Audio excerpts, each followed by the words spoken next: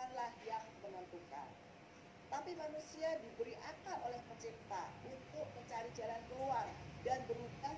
Panel discussion in virtual way shortly. There will be 7 speakers or panelists at the session.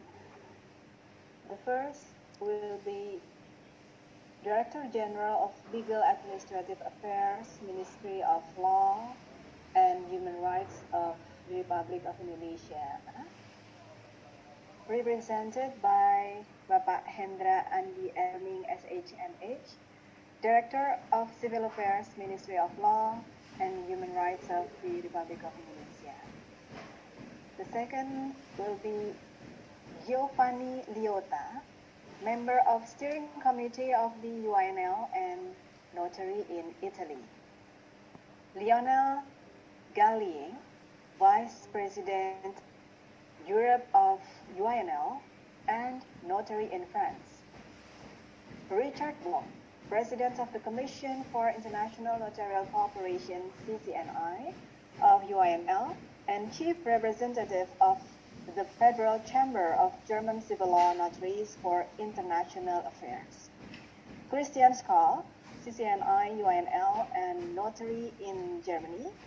Mikhail Yuldashev, CCNI, UINL, and Notary in Russia.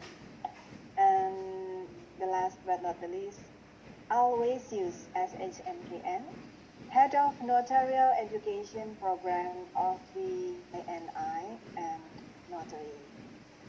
Ladies and gentlemen, this session will be led by two moderators. Both are my best colleagues. Rita Siyudi, SHMKN, Vice President Asia of CCNI, UINL, and Notary, and Albert Richie Arwan, SHLLM, MKN, Legal Review Task Force of INI and Notary.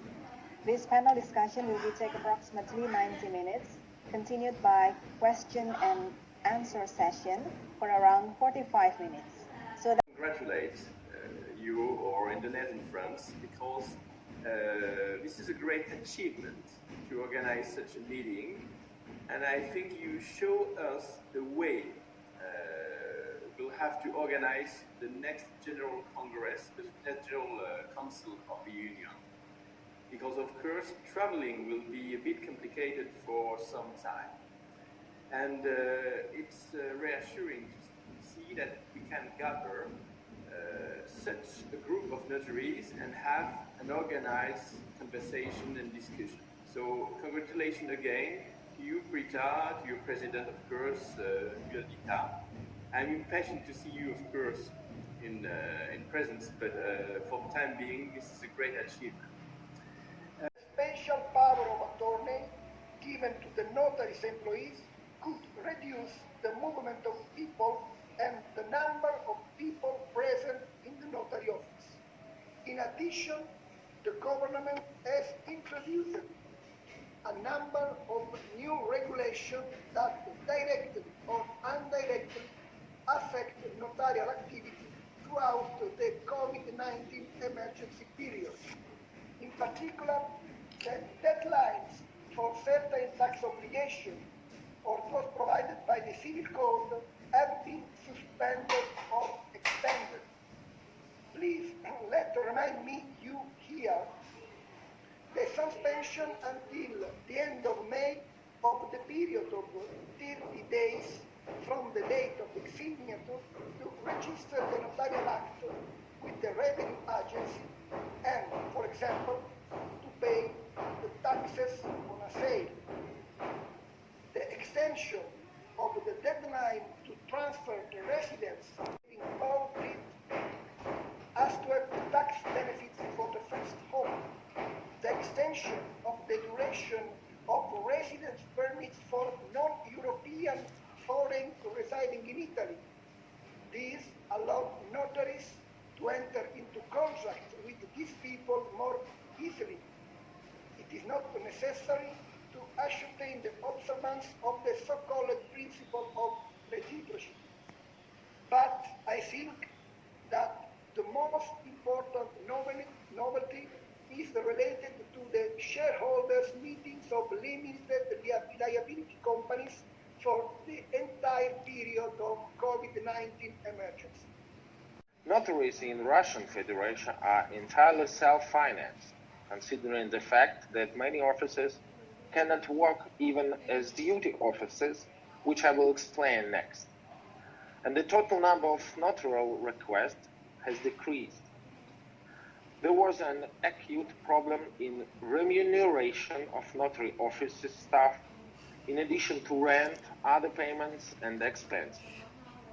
And duty offices now incur high costs in terms of strict compliance with all sanitary measures for the purchase of appropriate equipment in the context of their shortage and soaring price.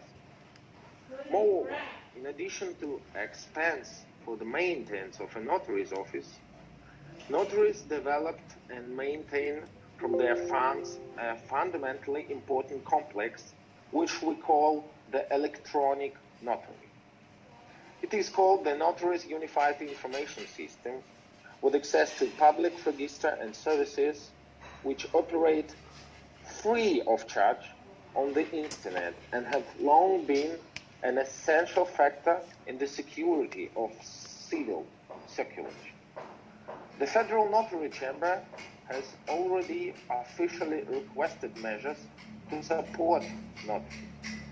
First of all, it is giving notaries the status of an affected party, as well as several other measures aimed at preserving the condition for the notarial activity. For example, the Moscow Notary Chamber also gave its notary members an exception. In case if a notary does not reach a certain financial amount for April and May 2020, he has the right to defer mandatory membership fees to a later period.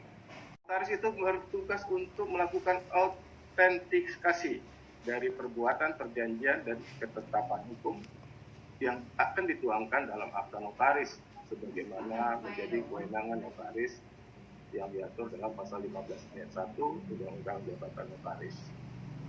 Kemudian, yang kedua, notaris akan menjamin ketakaran serta kewenangan dari para pihak untuk melakukan tindakan hukum dalam akta yang dibuatnya. Selanjutnya, dia juga penting kita ketahui bahwa notaris itu tidak hanya semata-mata membuat akte, tapi berdasarkan alasan filosofis, sosiologis, dan yuridis, notaris dapat mendeteksi kemungkinan itikat buruk dan akibat yang tidak diinginkan, serta melindungi pihak-pihak yang lemah kedudukan sosial, ekonomi, dan yuridisnya dalam kaitan dalam pembuatan akta, dengan demikian melindungi kepentingan pihak ketiga yang beritikat baik.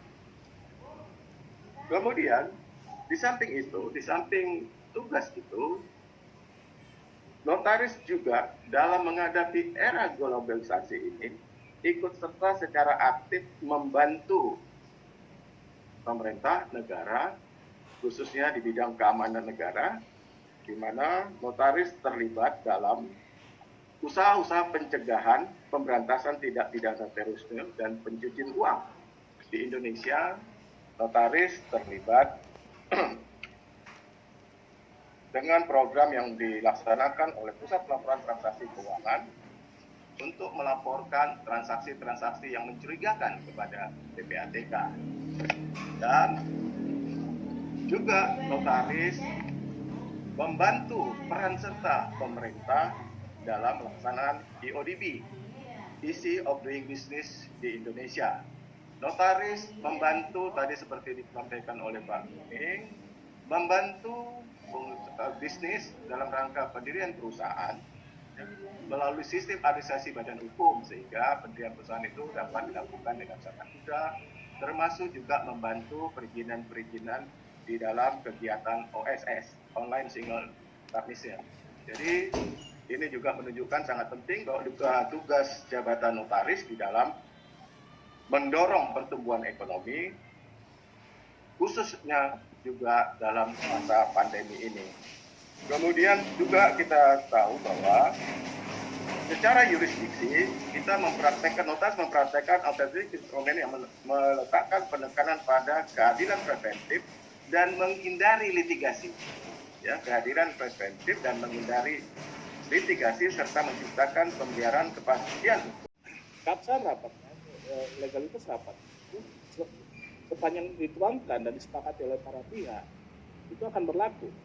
Nah, kami berpendapat bahwa yang khusus terkait dengan masa pandemi seperti ini, maka yang kita manfaatkan adalah menggantikan pola komunikasinya selama ini tatap muka atau dilakukan langsung dengan melibatkan banyak orang itu dengan mentaati protokol kesehatan itu ditiadakan, atau misalnya terkait dengan keterlibatan banyak orang itu dikurangi dengan prinsip physical distancing.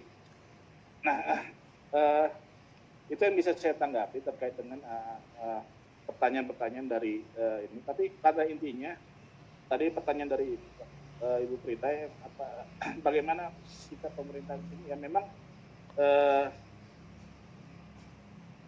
harus dipersiapkan terlebih dahulu. Jadi jangan sampai pandemi COVID-19 ini dipaksakan untuk diterapkan. Yang sebenarnya memang harus kita persiapkan terlibat, negara harus mempersiapkan terlibat mulai dari instrumen regulasinya sampai dengan apakah dengan peralatan atau tools yang ada ini sudah cukup seperti itu. Kira itu kita perlu lakukan dengan cepat untuk dalam masa pandemi. Afterwards, setelah pandemi ini lewat, kita harus memikirkan lagi dengan adanya kemajuan teknologi informasi. What shall we do with that? And the most important thing is, what is the essence of a notary, civil law notary? Nah, itu tidak boleh hilang, yaitu otentisitas dari akta-akta yang dibuat. Itu harus pertama yang dipikirkan. Apakah dengan nanti penggunaan alat-alat elektronik bantuan itu akan merubah atau tidak sifat otentisitas dari kita, dari akta notaris. Selain itu, tiap negara, saya dengarkan kemajuan negara ini, maju sana, ini boleh ini, itu nggak boleh itu, dan sebagainya. Oke, masing-masing negara mempunyai peraturan sendiri. Menurut saya, tiap negara itu nanti harus melihat sendiri apa yang terbaik bagi negaranya itu, sesuai dengan politik hukum dari negara itu dan kesadaran hukum dari masyarakatnya. Apakah akan menggunakan sampai sejauh mana?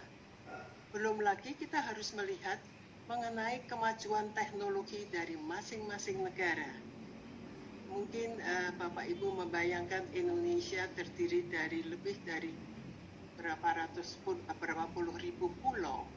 Dan itu pula memerlukan teknologi yang tidak mudah.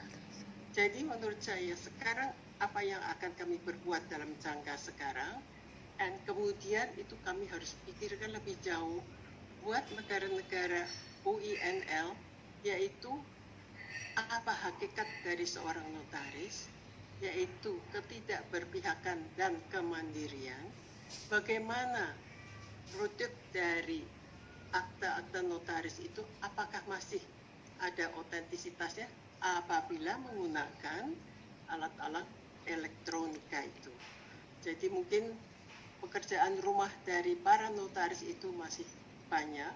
Saya kira tidak cukup hanya dengan menentukan saja ini boleh, itu tidak boleh, tapi harus menentukan seperti saya selalu bilang ke Prita, why harus begitu. Mengapa itu boleh? Mengapa itu tidak boleh? Itu harus kita pikirkan. Saya kira sejahtera untuk kita semua. Yang terhormat Presiden UNL Dr. Christina Armelia, yang terhormat Ibu Ketua Umum Ikatan Notaris Indonesia Ibu Iwalita Widyadari, yang terhormat Bapak Dirjen yang diwakili Pak Gurning, yang terhormat para panelis dan seluruh peserta dan para undangan webinar yang tidak dapat saya sebutkan satu persatu, namun tidak mengurangi rasa hormat saya. Pertama-tama marilah kita panjatkan puji dan syukur kehadirat Allah Subhanahu wa Ta'ala atas segala limpahan taufik dan hidayahnya, sehingga pada kesempatan ini kita masih diberikan kesehatan, untuk menyimak acara ini sampai dengan selesai. Saya atas nama pengurus pusat Ikatan Notaris Indonesia menyampaikan penghargaan dan ucapan terima kasih kepada seluruh para panelis, Mr. Leoni Gelis, Mr. Giovanni Leota, Mr. Christian Skal, Mr. Richard Pop, Mr. Mikael Yuldasev, Bapak Alvesius, serta tim sekretaris UNL, Elena dan Elodie, yang telah berkenan memberikan support acara ini. Begitu juga kami ucapkan terima kasih penghargaan yang tertinggi kepada Presiden UNL, Dr. Christina Armelia.